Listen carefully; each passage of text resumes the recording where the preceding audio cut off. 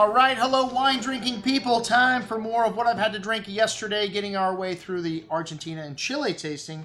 45 wines, a lot to talk about here, and a lot of great stuff. Hey, we sold a lot of different wines from this tasting, so we need to restock that section anyway. So this is part of the reason why I do these events, is in order to taste the new release and then to bring in some new wines so we have some product on the shelf to sell. What is a wine store without wine? Pathetic. Anyways, we got a lot of wine here at the Wine Watch. We started out our tasting with Transatlantic with Veramonte and the 2013 Sauvignon Blanc. Again, one of the greatest values you'll find in Sauvignon Blanc. 100% varietal from their Casablanca estate.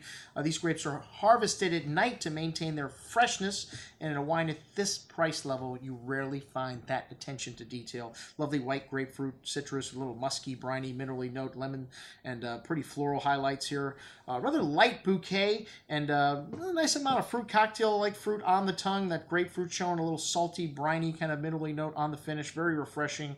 A very good little value at $10.50. All right, the Los Vascos Chardonnay, and Los Vascos, of course, the Lafitte Rothschild family of wines. And this wine, very good for $11. Wow. It's from some of their estate fruit, complemented by some grapes they buy from the Casablanca Valley. And this is a really nice fresh green apple, lemon citrus, hints of chalk and kind of whetstone minerality. Really light and refreshing, almost Chablis-like, with that lemon zest on the finish. Really bright and refreshing. For $11? Do I have the price right on that? Wow. Very good stuff. Chile, not known for their Chardonnay, but we had a couple really good ones this day.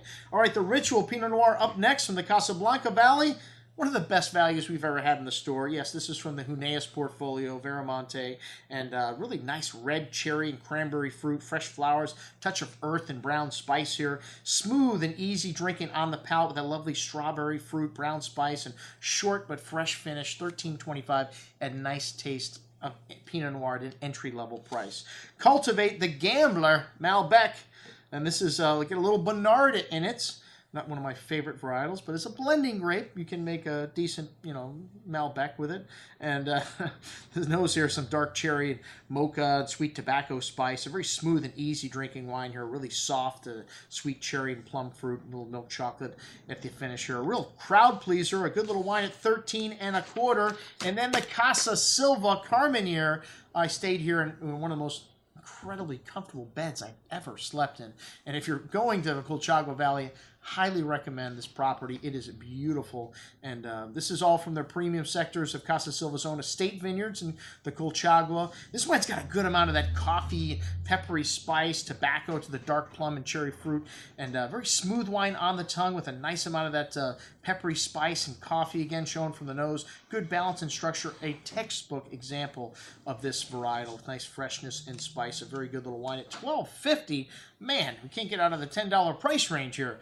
All right, Los Vascos Reserve Cabernet Sauvignon. Here we go. Kick it up a notch at $17. Wow, this wine is a blend of Cabernet, Carmenere, and Syrah Malbec. And yes, from the famous Lafitte Rothschild family from Bordeaux. This wine is probably on fire in China and everywhere else that they love Lafitte. Very rich bouquet here, man. This was one of the best values on the table. I mean, fresh plowed earth, roasted coffee, bitter cocoa, notes of currant and cassis berry fruit. Really rich and layered on the tongue. This wine's got an array of that fresh earth nuance to that rich, ripe berry fruit, currants, plums, cherries, a nice hint of tannins and that coffee and cocoa note from the nose through the finish. Excellent juice at $17. Wow. All right, well, you really have to work hard to get a wine over $50. Well, actually, this is, their top wine they make on this property, the the Dix. I don't know, some people would say. And this is a blend of Cabernet Sauvignon, about 85% or more, Syrah and Carmenere, to commemorate the 10 years of the Baron de Lafitte Rothschild's work in Chile.